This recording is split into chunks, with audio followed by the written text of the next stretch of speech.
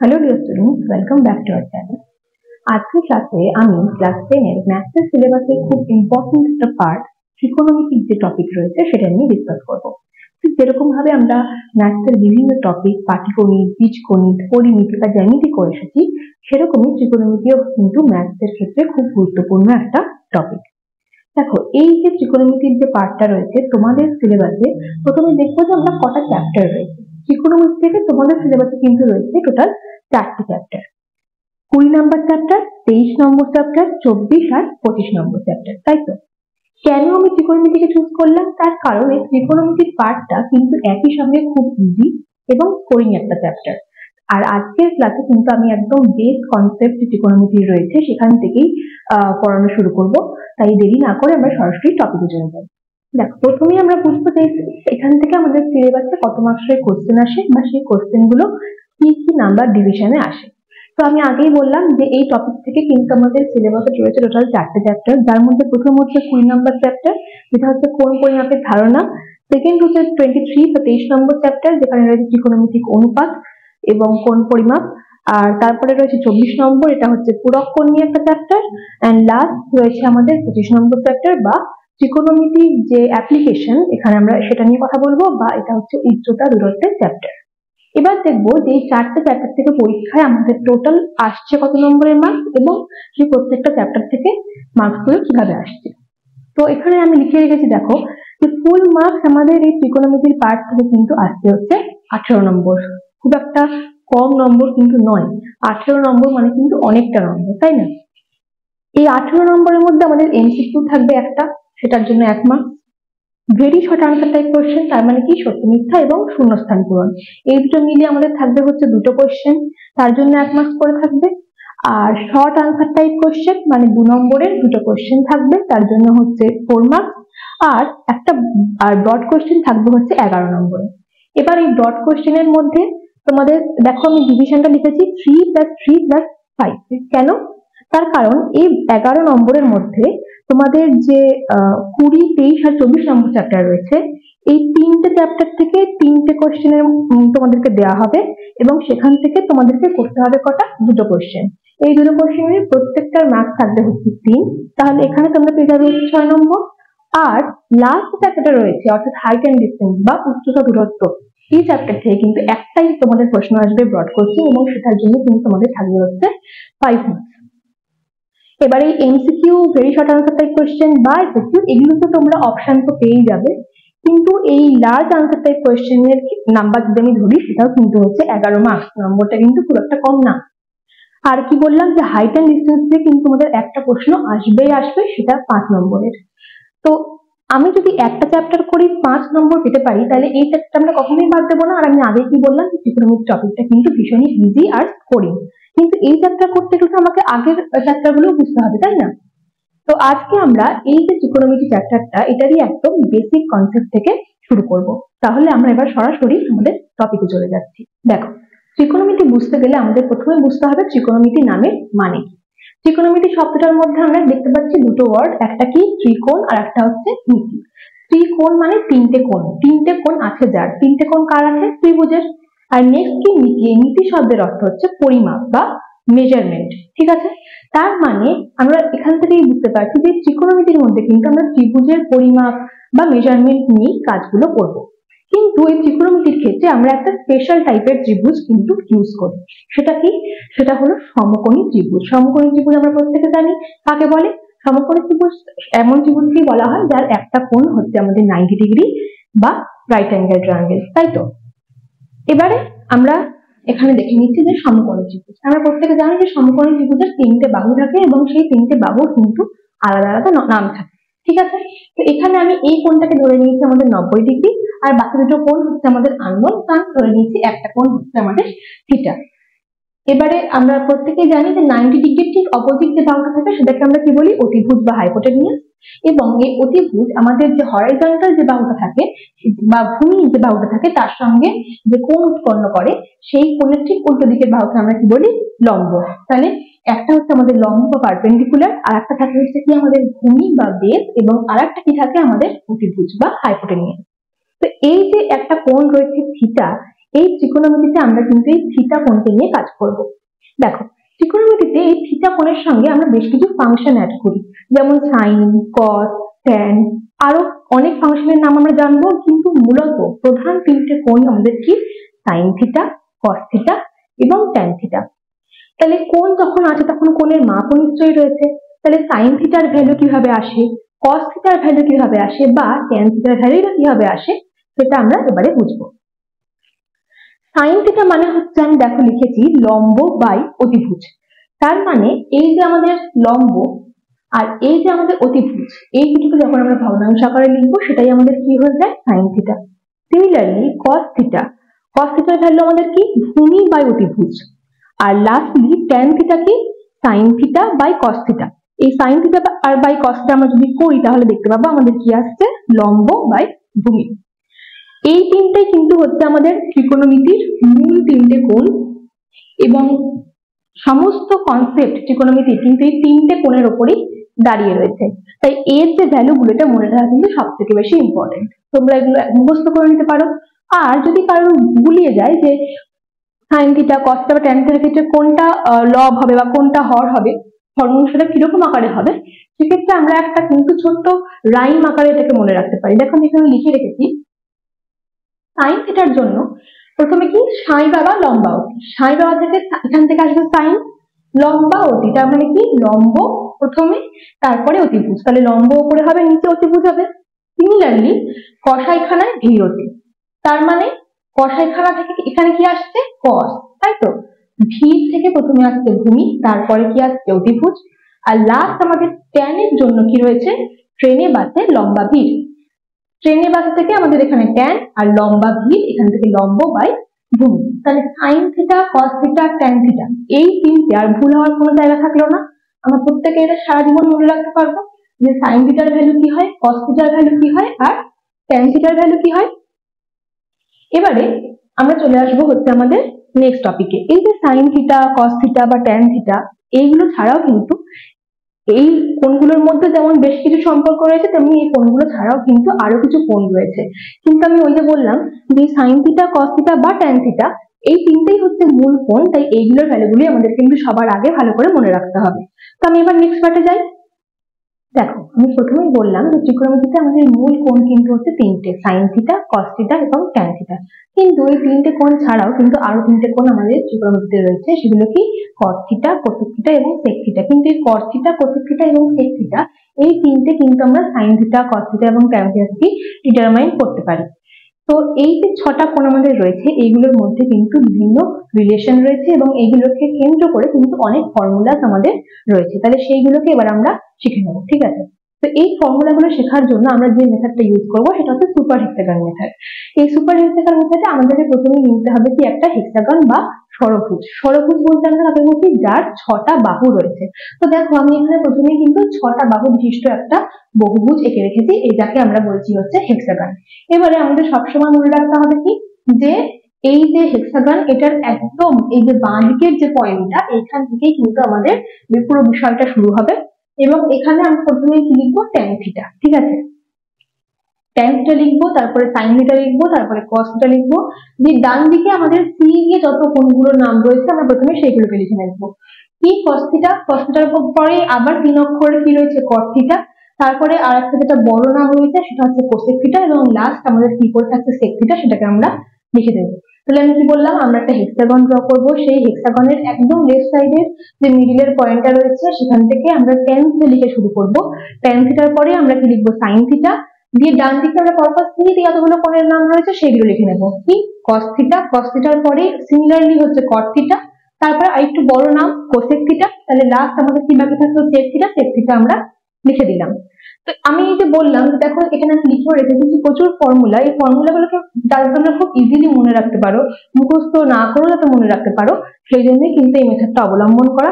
তো প্রত্যেকে কিন্তু খুব ভালো করে বুঝবে।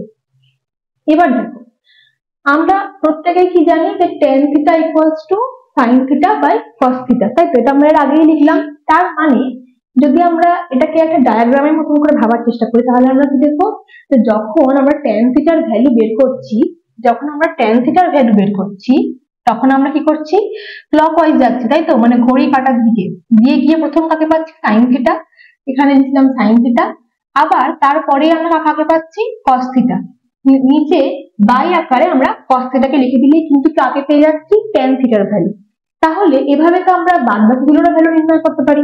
তাহলে দেখি কি হচ্ছে।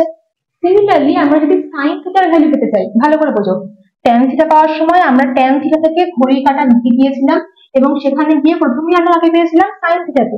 তো প্রথমে আমরা লিখেছিলাম কি, সাইন থিটা। তারপরে আবার ক্লকওয়াইজ যেতে আমরা কাকে পেলাম, কস থিটাকে।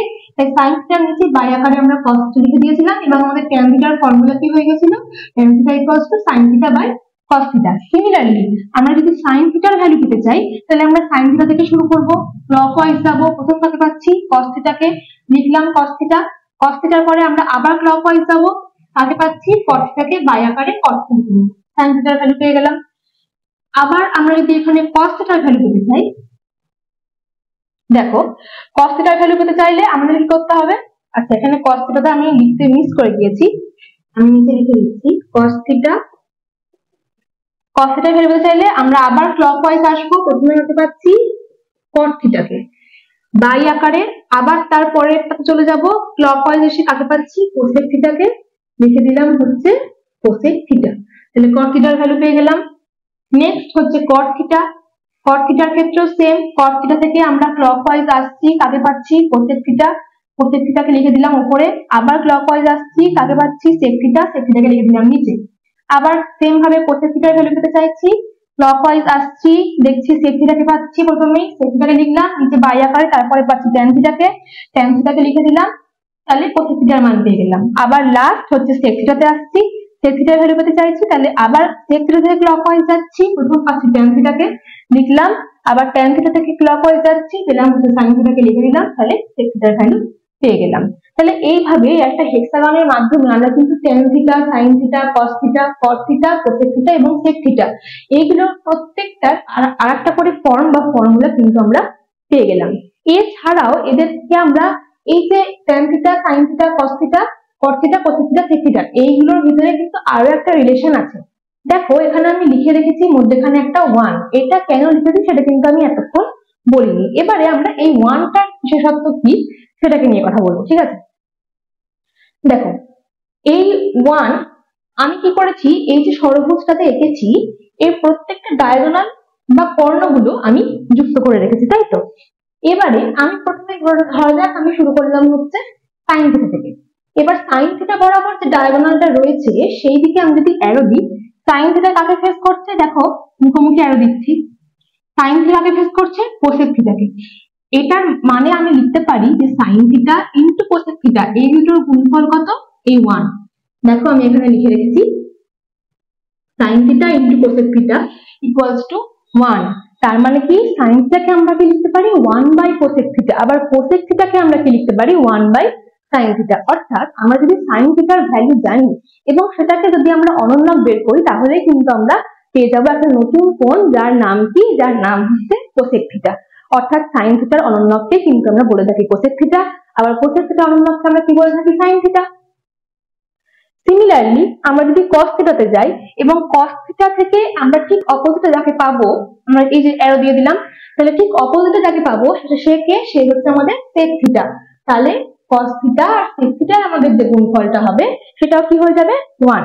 দেখো cos theta into sec theta equals to 1, তার মানে কি cos theta equals to 1 by sec theta, বা এই যে sec theta বলে আমি যে কোণটাকে বলছি এটাও কিন্তু আর কেউই না, এটা আমাদের চেনা পরিচিত কোণ cos theta, সেটারই অনন্যক হয়ে গেল। নেক্সট আমাদের একটাই পড়ে রয়েছে, সেটা কি tan theta। tan theta থেকেও আমি যদি ঠিক বিপরীত দিকের কোণটাকে নিই কর্ণ বরাবর, তাহলে সেটা হলো হচ্ছে আমাদের cot theta। তার মানে tan theta into cot theta equals to 1। তাহলে এই যে cot theta কোণটার কথা আমি এতক্ষণ বলছিলাম সেটাও কিন্তু আমাদের tan theta-রই অনন্যক, বা tan theta-কেও আমরা বলতে পারি কি cot theta-র অনন্যক, তাই তো। তাহলে এইভাবে কিন্তু আমরা বিভিন্ন রকম কোণের অনুপাত পেলাম এবং প্রত্যেকটাই কিন্তু আমরা কিভাবে পেলাম, এই যে ষড়ভুজটা আমি এঁকেছিলাম বা হেক্সাগনটা আমি এঁকেছিলাম এটাকে কেন্দ্র করে। তাহলে এখানে অনেকগুলো আমরা ফর্মুলা পেয়ে গেলাম এবং এখানে প্রত্যেকটার সঙ্গে প্রত্যেকটার কিন্তু একটা রিলেশন তৈরি হয়ে গেল।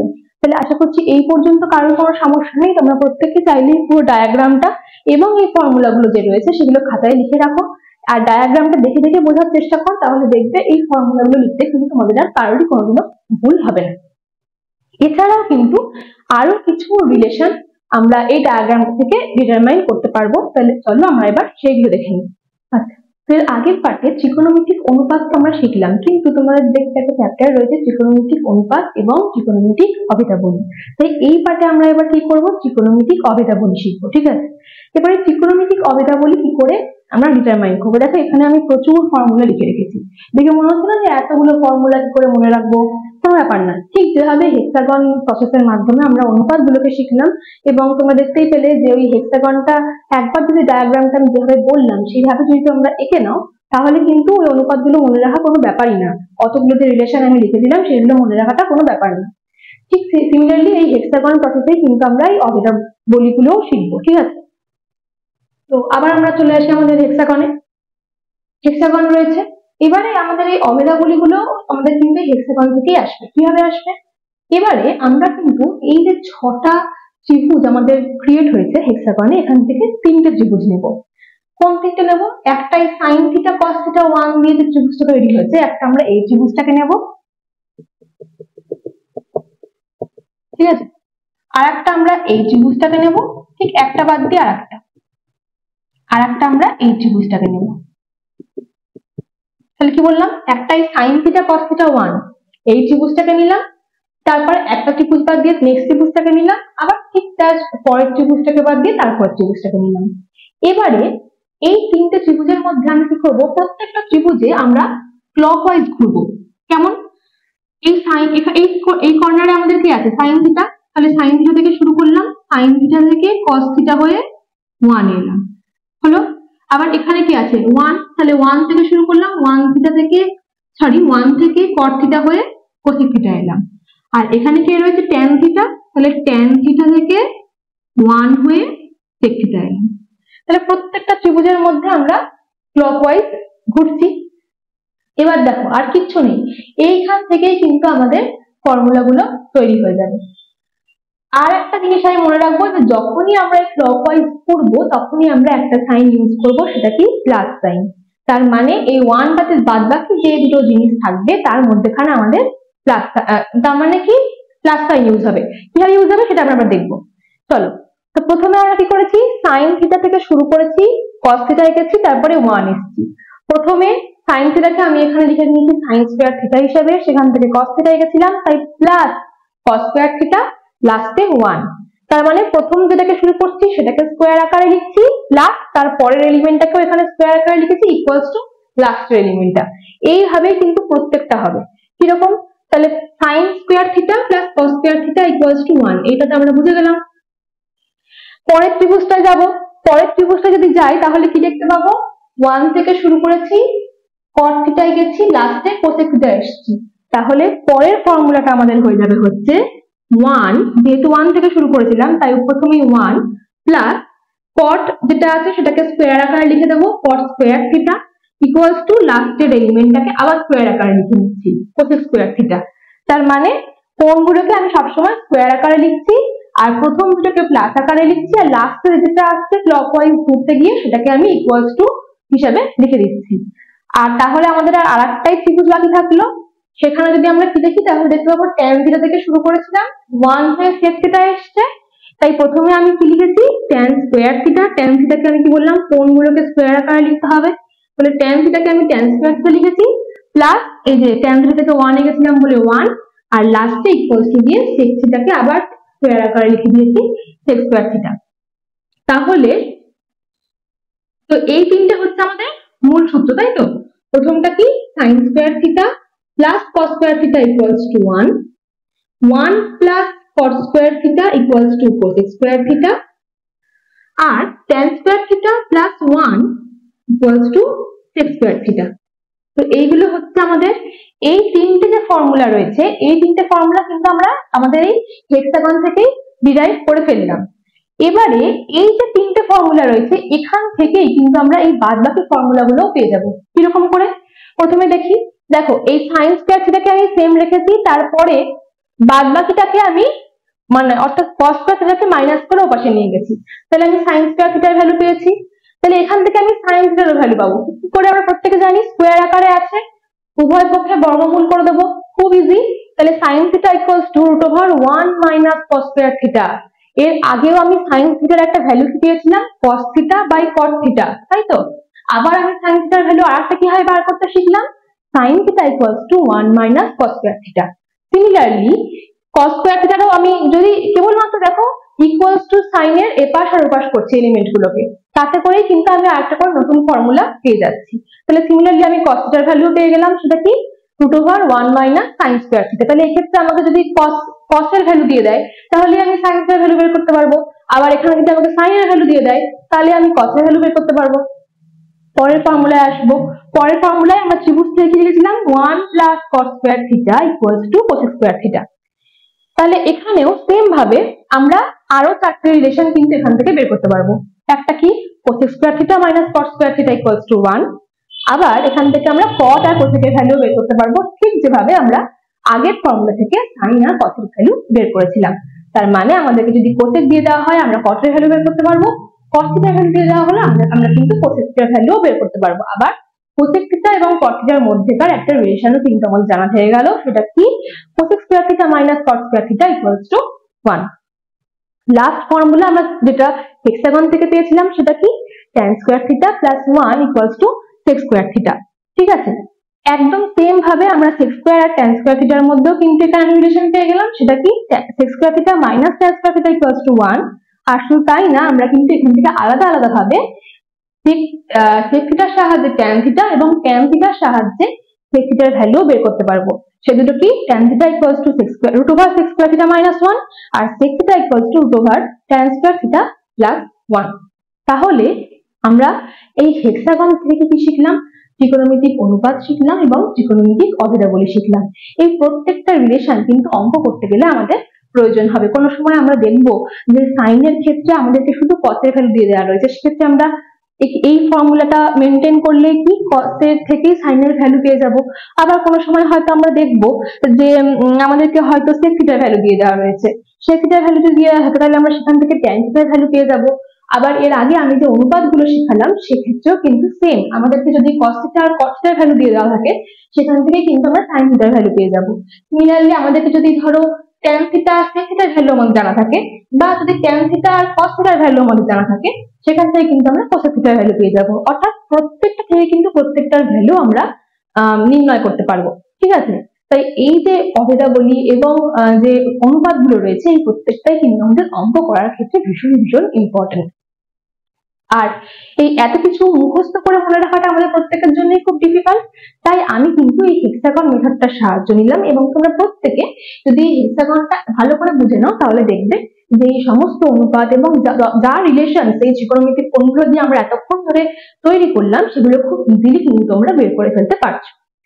তো আজকের ক্লাসে আমি ত্রিকোণমিতির একদম যে বেসিক কনসেপ্ট, অর্থাৎ ত্রিকোণমিতি বলতে কি বোঝায়, ত্রিকোণমিতিতে কোন কোন কোণ রয়েছে, কি কি কোণ রয়েছে এবং সেই কোণগুলোর অনুপাত কি কি রয়েছে, সেই কোণগুলো দিয়ে আমরা কি অভেদাবলী বা রিলেশন বা ইকুয়েশন তৈরি করতে পারি এবং কিভাবে প্রত্যেকটার মধ্যে আমরা একটা ইন্টার রিলেশনশিপ তৈরি করছি, সেই সবটাই কিন্তু ডিটেইলে বুঝলাম।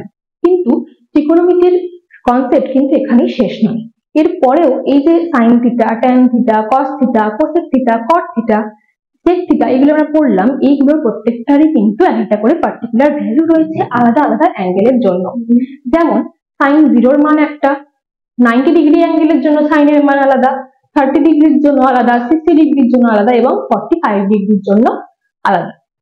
অর্থাৎ 5 রকম কোণের ভ্যালুর জন্য কিন্তু এই প্রত্যেকটা যে ফাংশন বা কোণগুলো রয়েছে এদের প্রত্যেকের আলাদা আলাদা ভ্যালু কিন্তু রয়েছে। সেগুলো কি, সেগুলো আমরা এর নেক্সট ক্লাসে দেখব। এবং তার সঙ্গে সঙ্গে আরো একটা টপিক আমরা শিখবো, সেটা কি, সেটা হচ্ছে পুরক্ষণ। ঠিক আছে, তাহলে আজকের ক্লাস এই পর্যন্তই। আজকের ক্লাসে আমরা একদম বেসিক যে কনসেপ্ট সেটা শিখলাম। নেক্সট ক্লাসে আমরা এই প্রত্যেকটা কোণের পরিমাপ এবং যে পুরক্ষণের কনসেপ্ট রয়েছে সেগুলো নিয়ে ডিসকাস করব। আশা করছি আজকের ক্লাস সবার ভালো লেগেছে। দেখা হচ্ছে নেক্সট ক্লাসে। Thank you.